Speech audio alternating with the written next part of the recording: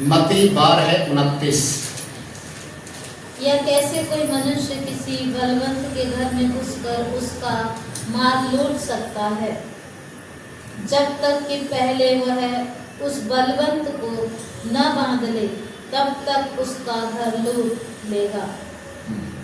Okay, यहाँ पर आज हम लोग परमेश्वर के वचन से यहाँ पर देख रहे हैं, या कैसे कोई मनुष्य किसी बलवंत के घर में घुसकर उसका माल लूट सकता है, जब तक कि पहले वह उस बलवंत को ना बांध ले।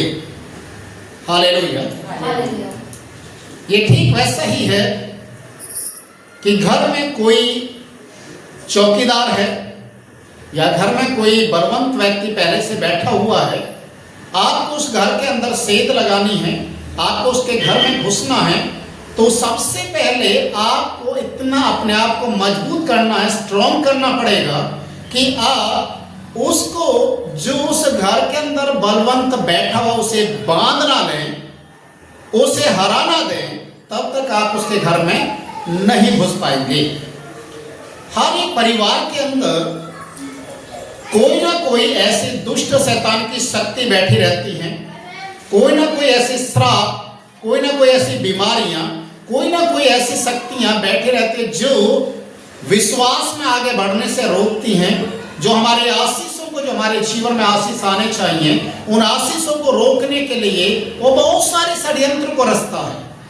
और कई बार गंदे सपने, कई बार भूत प्रेत, कई बार मरे गिरे लोग भी दिखाई देने लग जाते हैं और कहीं ना कहीं हमारे जीवन को पीछे की ओर खींचते हैं, ताकि हम उस किले के ऊपर फतेह ना पाए जिसके लिए प्रभु ने आपको और मुझे चुना है।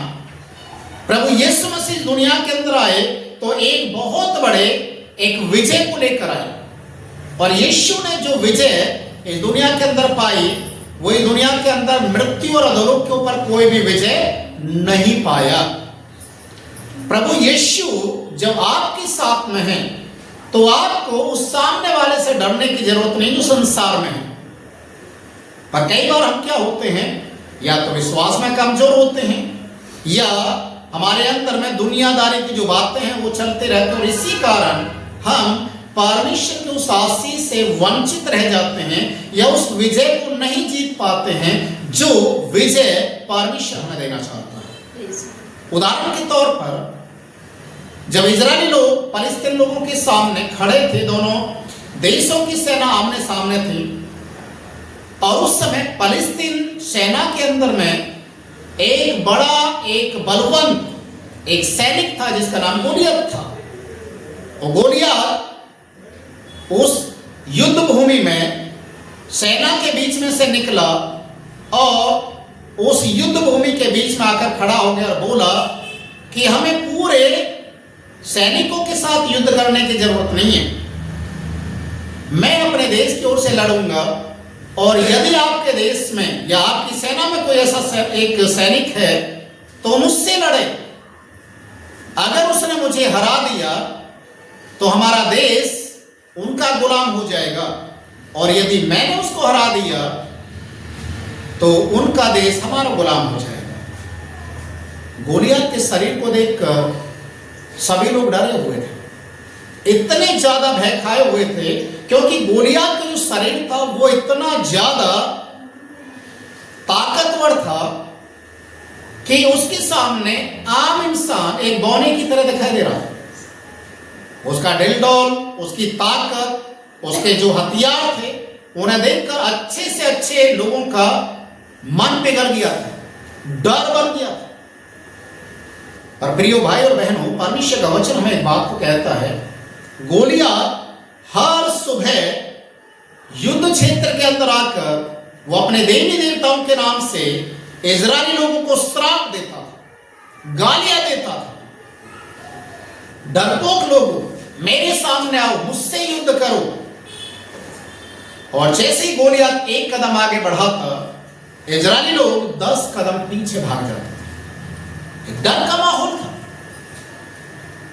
पर उसी सेना के अंदर एक दाऊद नाम का व्यक्ति, जरा सा लड़का, अपने भाइयों की शुद्धि लेने के लिए जब जाता है कि अपने भाइयों का हालचाल पता करके आए, और उस दाऊद ने, जो ना एक सैनिक है और ना ही एक बड़ा एक व्यक्ति है, एक बालक है, जवान है, उसने गोलियत की आवाज को सुना, गोलियत के शब्दों को सुना, और दाऊद के अंदर में एक बड़ा सा एक जोश आ गया और बोलने लगा, यदि राजा मुझे आज्ञा दे तो मैं इस गोलियत को मैं मार सकता हूं, यदि राजा मेरे ऊपर विश्वास करे तो मैं इसको हरा सकता हूं, क्योंकि मैं अपने परमेश्वर के नाम से पहले भी भालू को और शेर को मार चुका हूं। Hallelujah, hallelujah.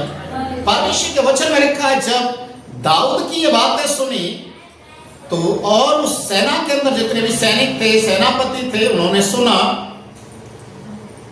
तो उन्होंने राजा के सामने उसको लेकर जाने के लिए विचार बनाया। पर दाऊद के सगे भाई जो उसी सेना में एक सैनिक का कार्य कर रहे थे, उनको डर लगने लग गया कि जब हम इतने बड़े होने के बाद, हम सैनिक होने के बाद उसका सामना नहीं कर सकते, ये तो भेड़ बकरी चराने वाला, उसका सामना कैसे कर पाएगा। फिर भी दाऊद बड़े हिम्मत के साथ राजा के सामने पहुंचाया गया, और दाऊद कहता है कि हाँ, मैं मरने के लिए, मारने के लिए, उससे लड़ने के लिए तैयार हूं। बोला कि तेरा खुद का रेक्स होगा। बोला हाँ। उसी समय एक सैनिक के जो वस्त्र होते, कवच, भाला और टोप, ये सब कुछ उसको पहना दिया और बोला अब तू जा सकता है। तो उन सारे सैनिक के अस्त्र शस्त्रों को पहनकर वो चलने के लिए उसको बड़ा मुश्किल हो गया, एक कदम भी आगे नहीं चल पाया। उसने सारे राज के जो वस्त्र थे, सैनिक के जो वस्त्र थे, उनको उतार दिया, ढाल, कवच, झीलम, सब जूते सब उतार दिया। बोला मैं जैसा हूं वैसा ही जाऊंगा। राजा भी परेशान हो गया। दाऊद के हाथ में क्या है? मात्र एक लाठी है, भेड़ बकरियों को चराने वाली, थैला गले में लटका रखा है, उसमें वो अपना खाना रखता था, और एक गोफन था जिससे वो जो जंगली जानवरों को भगाने के लिए इस्तेमाल करता था। चल दिया, और जब वो गोलियत के सामने पहुंचा, गोलियत 9 फीट का आदमी और ये 4.5 फीट का बालक। गोलियत इसको देखकर बोलने लगा, तू मेरे से लड़ने के लिए आया है? तू मुझे कुत्ता समझ रहा है जो लाठी लेकर आया है? दाऊद उसके शब्दों को सुन रहा था और कोई उत्तर नहीं दे पा रहा था। गोलियत उसको कहता है, मैं तेरे शरीर के टुकड़े टुकड़े करूंगा, आकाश के पक्षियों को खिला दूंगा, तो मुझसे लड़ने के लिए आया है। दाऊद एक बात को कहता है, तू तो अपने देवी देवताओं के नाम से आता है, पर मैं अपने परमेश्वर के नाम से आता हूं, और मेरा परमेश्वर आज तुझे मेरे हाथों में कर देगा। देखिए, दाऊद पूरे विश्वास से भरा हुआ, कॉन्फिडेंस उसका इतना ज्यादा बढ़ चुका है कि मेरा परमेश्वर इस गोलियत को हराएगा, क्योंकि मेरा परमेश्वर जीवित है। हालेलुया। और गोफन में से एक पत्थर को निकाला और घुमाकर गोफन में रखकर उसने जब दाऊद गोलियत की ओर फेंका, तो एक पत्थर उसके, जहां उसके शरीर में जो अंग ऐसा था जहां से वो पूरी रीति से कवर नहीं था, और वो था जहां पर एक स्त्री बिंदी लगाती है, सीधा उसके माथे के अंदर गया, पत्थर लगा और वो सीधा मुंह के बल नीचे गिर गया, और दाऊद ने उसी की तलवार से उसके सर को काट दिया और उठाकर दिखा दिया कि मेरा परमेश्वर जीवित है। हालेलुया। मेरा परमेश्वर युद्ध क्षेत्र में भी हमारे साथ में है। यहां पर लिखा है, अगर तुम्हें उस घर के अंदर घुसना है, उस घर के माल को लूटना है, तो उस बलवंत को हराओ, पहले उस बलवंत को बांध दो। दाऊद ने वही किया। फिलिस्तीन सेना के बीच में गोलियत एक वो बलवंत शक्ति था जिसके सामने सभी लोग डरे हुए थे, पर दाऊद ने सबसे पहले उसी को हराया और पूरा देश उनका गुलाम हो गया। Hallelujah, hallelujah. प्रभु यीशु मसीह का जो आगमन इस दुनिया के अंदर जब हुआ तो उसने आपको और मुझे उस दुष्ट शैतान के ऊपर जयवंत होने के लिए हमारा चुनाव किया है। इब्रानी की किताब उसका 2 अध्याय उसका 14 और 15 पद हम पढ़ेंगे। इब्रानियों 2 का 14 और 15 लिखा हुआ है, इसलिए जबकि लड़के मांस और लहू के भागी हो गए ताकि मृत्यु के द्वारा उसे जिससे मृत्यु पर शक्ति मिली थी अर्थात शैतान को निकम्मा कर दे और जितने मृत्यु के भय में जीवन भर दास्तान में थे फंसे हुए थे उन्हें छुड़ा ले। हालेलुया। जो लड़के मांस और लहू के भागी थे, जो शैतान के अधीनता में थे, जो दास्तान और मृत्यु के बीच में जीवन को जी रहे थे। आज आपको मालूम है इस दुनिया के अंदर बहुत सारे लोग श्राप में, कर्ज में जीवन को जी रहे हैं। कई सारी जगह हमें देखने के लिए मिलता है कि कुछ ऐसी बीमारियां होती हैं जो पीढ़ी बाई पीढ़ी चलती हैं। उसी बीमारी से उनके घर में जितने भी लोग हैं उसी बीमारी से मरते जाते हैं। कोई कैंसर हो गया, कोई टीबी हो गया, कोई मिर्गी हो गया, किसी को अस्थमा का हो गया, किसी को क्या हो गया। एक ही बीमारी से सारे मर रहे हैं। लोगों को समझ में नहीं आता। डॉक्टर हिस्ट्री मांगते हैं। हिस्ट्री क्या है? अगर इसको ये बीमारी है तो क्या तुम्हारे घर में पहले किसी को हुआ? अगर हुआ तो इसका मतलब ये क्या है? आपके पीढ़ियों से चलती हुई आ रही है। और इस तरीके से बहुत सारे घरों के अंदर होते हुए देखा गया। कितने लोग सुसाइड करके मर जाते हैं, कितने लोग नशा करके मर जाते हैं, कितने लोग एक्सीडेंट से मर जाते हैं, कितने लोग किससे मरते हैं। और इसी दशा में बहुत सारे लोग पीढ़ियों से उनके घर परिवार में ऐसा होते हुए जा रहा है। परमेश्वर का वचन कहता है कि उस दशा में, उस मृत्यु की दशा में जितने लोग थे, प्रभु यीशु मसीह शारीरिक जीवन को जिया, शरीर में पैदा हुआ और उस शैतान को लज्जित कर दिया, उस शैतान को हरा दिया, जिसे मृत्यु पर जय मिली थी। उस जय को यीशु ने जीत लिया, उस शैतान से छीन लिया। पहला कुरिन्थियों की किताब उसके 15 अध्याय उसके 56 और 57 पद को आप पढ़ेंगे तो वहां पर प्रभु यीशु मसीह के विषय में लिखा है। वो इस तरीके से एक घोषणा करता है। पहला कुरिन्थियों 15 उसका 56 और 57, 56, 57।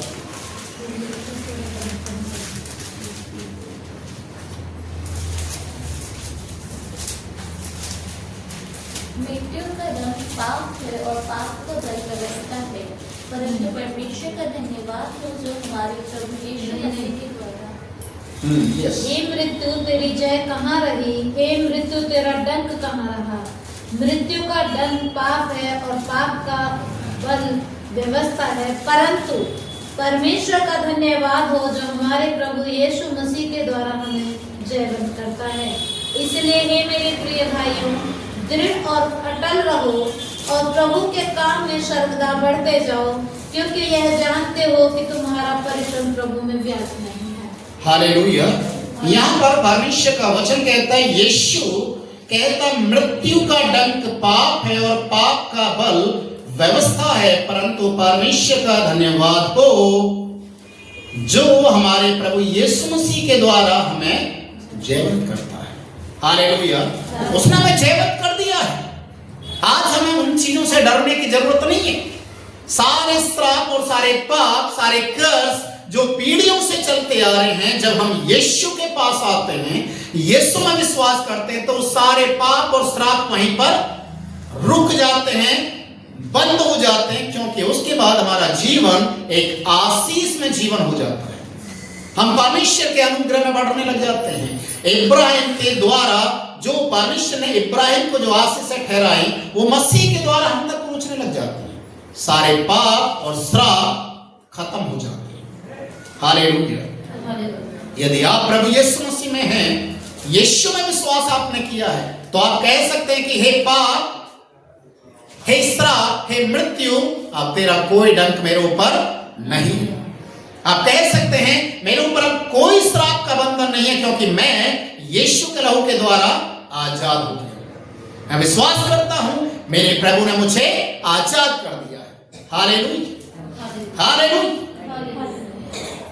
प्रभु यीशु मसीह जब इस दुनिया के अंदर क्रूस का मृत्यु को सहन किया मनुष्य जाति के लिए, वचन में लिखा हुआ है यीशु की कब्र को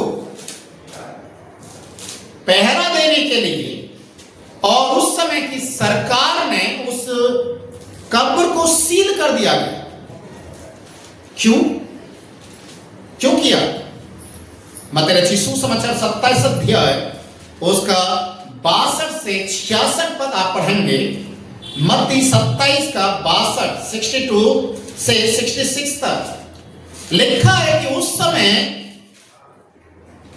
रोमी साम्राज्य के लोग और विशेषकर जो यीशु के दुश्मन थे, फरीसी, शास्त्री, सदूकी, जिन्होंने यीशु को क्रूस के ऊपर चढ़वाया झूठे आरोप लगाकर, उनको कहीं ना कहीं ये डर था कि कहीं यीशु मसीह मुर्दों में से जीवित ना हो जाए। इसलिए वो पिलातुस के सामने जाते हैं और जाकर अनुमति लेते हैं। और क्या अनुमति लेते हैं, किस तरीके से बातचीत करते हैं? उसके चेहरे उसको चुरा के ना ले जाए। कहीं यीशु जीवित होकर हमारे साथ एक धोखा ना हो जाए कि हमने जो लोगों के बीच में यीशु को मारने के लिए क्रूस पर चढ़ाया, हमारे सारे षड्यंत्र फेल हो जाए। Hallelujah, hallelujah. इसलिए उन्होंने पिलातुस से अनुमति मांगी कि 3 दिन के लिए उस कब्र का पहरा देने के लिए सैनिकों को नियुक्त किया जाए और उस कब्र को सील किया जाए। प्रिय भाई और बहनों, क्या रोमी साम्राज्य की मोहरें सील क्या यीशु मसीह को जीवित होने में रोक पाई? नहीं रोक पाई। जो पहरा देने वाले लोग थे, उन्होंने जब इस आश्चर्य कर्म को देखा, उनकी हालत खराब होगी, कब कभी बंद गया उनके शरीर में, और वो डरते भागते वहां से उन्हीं धर्मगुरु लोगों के पास पहुंचे, जिन्होंने इन लोगों को वहां पर कब्र की देखभाल करने के लिए राजा की ओर से नियुक्त करवाया। हालेलुया। परमेश्वर का वचन कहता है कि प्रभु यीशु मसीह जी उठा। मरकुस रचित सुसमाचार 16 अध्याय उसका 19 पद आप पढ़ें। मरकुस 16 का 19।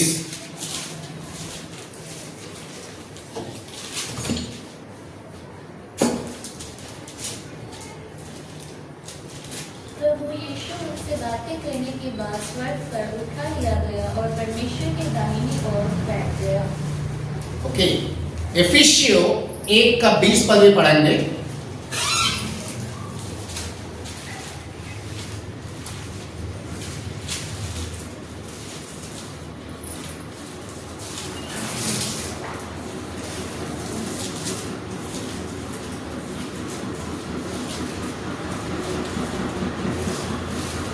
एफिसियो 1:20।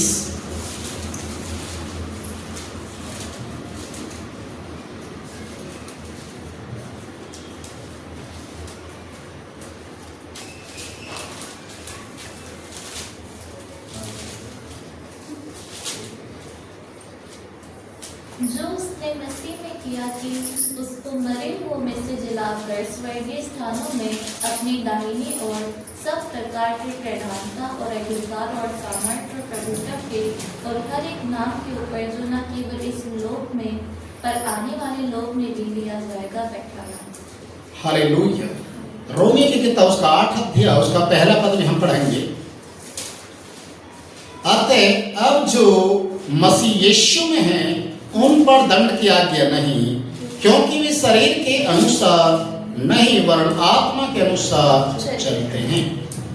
प्रभु का वचन कहता है, इन वचनों को हमने पढ़ा, यीशु मुर्दों में से जी उठा और पिता की दाहिनी ओर जाकर बैठ गया और उसे सारा अधिकार पृथ्वी का, अधोलोक का और पृथ्वी के नीचे सारी चीजों का अधिकार यीशु को दिया गया। हालेलुया। यीशु जयवंत हुआ है। यीशु मसीह ने उस शैतान को हरा दिया, उस शैतान को निकम्मा कर दिया जो इस संसार के लोगों को भ्रम में डाल रहा था और उन्हें अपने गुलामी के अनुसार उन्हें इस्तेमाल कर रहा था, ताकि वे परमेश्वर के तेजों में सुसमाचार को ना देख पाए, उसकी सामर्थ को ना समझ पाए। इसलिए परमेश्वर का वचन कहता है दूसरे कुरिन्थ उसके 4 पद में, इस संसार के ईश्वर ने जो लोगों की आंखों को अंधा कर दिया था, उस शैतान को यीशु ने इसलिए निकम्मा कर दिया, इसलिए उसे हराया, ताकि परमेश्वर के सुसमाचार का प्रकाश इन लोगों के ऊपर चमके और वे परमेश्वर को जाने कि यीशु मसीह है कौन। हालेलुया। शैतान के चंगुल से यीशु हमें छुड़ाने के लिए आए। उसने कहा, जहां 2 या 3 मेरे नाम से इकट्ठे होते हैं उनके बीच में मैं मौजूद हूं। उसने कहा, जो तुम पृथ्वी पर बांधोगे वो स्वर्ग में बंधेगा और जो पृथ्वी पर खोलोगे वो स्वर्ग में खुल जाएगा। ये अधिकार इस दुनिया के अंदर किसी के पास नहीं है। ये अधिकार केवल यीशु के नाम में उन लोगों के पास है जो यीशु को पूरी सच्चाई और खराई के साथ ग्रहण कर चुके हैं, पाप की क्षमा पाकर एक धार्मिकता के जीवन को जी रहे हैं। यह अधिकार पैसे में नहीं मिलता, यह अधिकार किसी सरकार की ओर से नहीं मिलता, यह अधिकार स्वयं परमेश्वर की ओर से दिया जाता है। Hallelujah, hallelujah. इसलिए जब हम परमेश्वर में, प्रभु यीशु मसीह में जीवन को जीते हैं, तो इस बात को हमें याद रखना है कि हम परमेश्वर के लोग हैं। हमें परमेश्वर के नाम में इन सारी चीजों के ऊपर विजय को पाना है। प्रभु यीशु मसीह जो मरकर जी उठा, जिसने कहा, अब मैं जीवित हो गया। हालेलुया। अधोलोक की सारी कुंजियां और मृत्यु की मेरे हाथ में। वो यीशु बहुत जल्दी हर एक विश्वासी लोगों को जो यीशु के नाम को लेते हैं उन्हें एक बड़ी विजय देने के लिए जा रहा है। हर एक अंधकार की शक्तियों के ऊपर, हर एक उस जादू टोने के ऊपर, हर एक बुरी शक्तियों के ऊपर, हर एक उन मरी गिरी आत्माओं के ऊपर यीशु विजय को देने के लिए जा रहा है, क्योंकि वो विजय पाया हुआ है और जिसके पास अधिकार है वही उस अधिकार के विषय में बोल सकता, बातचीत कर सकता है। रोमियो की किताब उसका 16 अध्याय उसके 20 पद को जब आप पढ़ेंगे तो आपको यकीन हो जाएगा कि प्रभु यीशु मसीह आपके साथ क्या करने के लिए चाह रहे हैं और कौन से अधिकार को आपको देकर उस शैतान को आपके द्वारा हराने के लिए चाह रहे हैं। शांति का परमेश्वर शैतान को तुम्हारे पांव से शीघ्र कुचलवा देगा। हमारे प्रभु यीशु का अनुग्रह तुम पर होता रहे। हालेलुया। यहाँ पर लिखा हुआ है, शांति का परमेश्वर अर्थात यीशु मसीह शैतान को तुम्हारे पैरों के तले उछलवा देगा। जो उस घर का बलवंत है, जो उस घर के ऊपर कब्जा करके बैठा हुआ है, प्रभु यीशु के नाम से जब आप उसका सामना करेंगे, जब यीशु के नाम से आप उससे मुकाबला करेंगे अपने विश्वास में, दाऊद के समान, याद रखिए, दाऊद के समान आप पक्का विश्वास के साथ गोलियत जैसे राक्षस का सामना करेंगे तो वो तुम्हारे सामने गिर जाएगा, वो हार जाएगा। अपने विश्वास के द्वारा आपको आगे बढ़ना है। यहां पर लिखा है, शांति का परमेश्वर अर्थात यीशु मसीह बहुत जल्दी तुम्हारे पैरों के तले से तान को उछलवा देगा। अब सोचने वाली बात है, जब यीशु आपको जीवंत करने के लिए जा रहा है, यीशु के नाम में आप जीवंत होने के लिए जा रहे हैं, तो आपको डरने की जरूरत नहीं है। हालेलुया। परमेश्वर यीशु मसीह आपको जीवित कर रहा है। प्रकाशित वाक्य 1 अध्याय उसका 18 पद भी हम पढ़ेंगे। प्रकाशित वाक्य 1:18। मैं मर गया था और अब देख मैं युगानुयुग जीवित हूँ और मिट्टी और अधोलोक की कुंजियां मेरे पास ही हैं। क्या लिखा है यहाँ पर? यीशु एक कंफर्मेशन दे रहा है हमारे विश्वास को मजबूत करने के लिए। वो हमें एक तरीके से ताकत दे रहा है। और क्या ताकत है, क्या वो पावर है? मैं मर गया था, अब मैं युगानुयुग मतलब हमेशा हमेशा के लिए जीवित हूं। और साथ में क्या कहता है?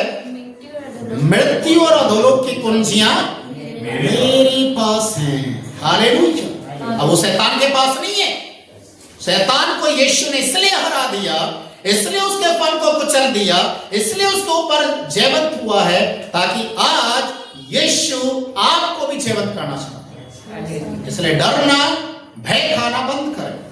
कई सारे लोग डरते हैं कि कहीं कोई हमारे ऊपर जादू टोना ना कर दे, कहीं हमारे साथ कोई अपशगुन ना हो जाए, कहीं बिल्ली रास्ता काटने से हमारा काम ना बिगड़ जाए। छोड़ दीजिए इन सारी बातों। ये सारी चीजें अन्य जाति लोगों के लिए हैं, पर आप विश्वास में हैं, विश्वास के साथ कदम को बढ़ाइए। जैसे पतरस कहता है, प्रभु अगर आप हैं, पानी पर जब यीशु मसीह चल रहे थे तो पतरस ने कहा यदि प्रभु आप हैं तो क्या मैं भी पानी पर आऊं? यीशु ने बोला ठीक है आज। तो पतरस नाव से निकला और पानी पर चलने लग गया। हालेलुया। यीशु ने कहा तेरे विश्वास ने तुझे चंगा किया है। चलो, यीशु इतने बड़े अधिकार को हमें दे सकता है और यीशु के नाम में हम पानी पर चल सकते हैं, चंगाई को पा सकते हैं, छुटकारे को पा सकते हैं। तो ये शैतान क्या है जो हमें नुकसान पहुंचाएगा? हालेलुया। ये सांप है क्या जो हमें डसने के लिए हमारे सामने आता है? उसका फन कुचला हुआ, याद रखिए। उसके मुंह के दांत टूटे हुए हैं क्योंकि यीशु ने तोड़ दिया है। अब वो सिर्फ पूंछ हिलाता है, इसलिए डरना नहीं है। वो हिलता है, कुछ आपका नुकसान नहीं कर सकता है। हालेलुया। आइए इसमें हम प्रार्थना की ओर जाए। परमेश्वर इस वचन से हमें आशीष